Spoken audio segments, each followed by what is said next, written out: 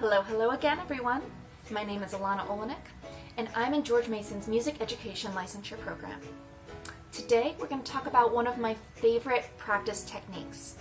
I always tell my students that I'd rather they spend 15 or 20 minutes practicing efficiently than 1 hour of playing through pieces and not acknowledging or correcting the problem spots. So, with that being said, the word of the day is chunking. What is chunking? It's taking a larger piece of music.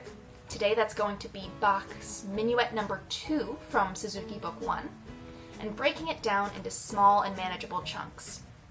The first step in this process is that when you get a new piece of music, play through it once and star, or mark in your music in a way you'll notice and remember, spots where you have to pause or stop to figure something out. After you've starred a certain section, move on and repeat when necessary. These starred sections are our problem spots and are the sections we're going to practice the most. So, let's say I'm trucking along and I stumble at measure 23. I've starred it so that when I finish going through the piece for the first time, I know to come back to that section and take a closer look at what's going on. When I do come back to it, I'm going to figure out exactly what's giving me trouble. Now, measure 23 is pretty tricky. We've got a new rhythm of triplets, bow slurs, a G sharp, or extended 4, and a string change smack dab in the middle of the measure. For the sake of this video, let's go ahead and say that I'm having trouble with the G sharp and the string change between the D and the E. I'm going to break down this measure note by note and really hone in on that G sharp. To do that, I'm going to practice the stretch from the E to the G sharp, and do that as many times as I need until I feel comfortable stretching that 4 and I'm happy with the intonation, or how in tune the note is.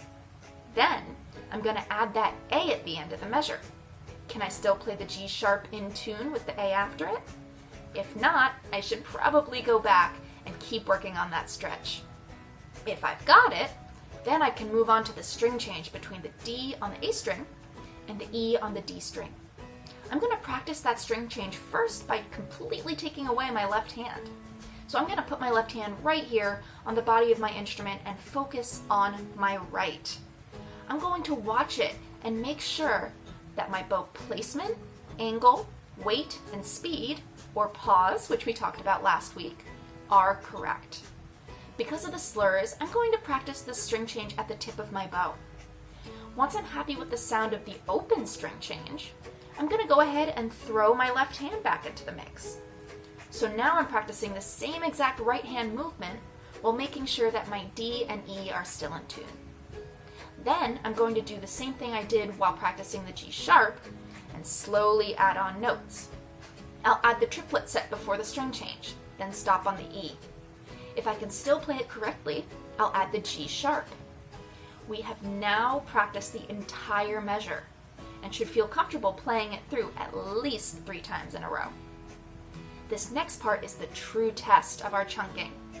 I'm going to add on measure 22 and see if I can still play through measure 23.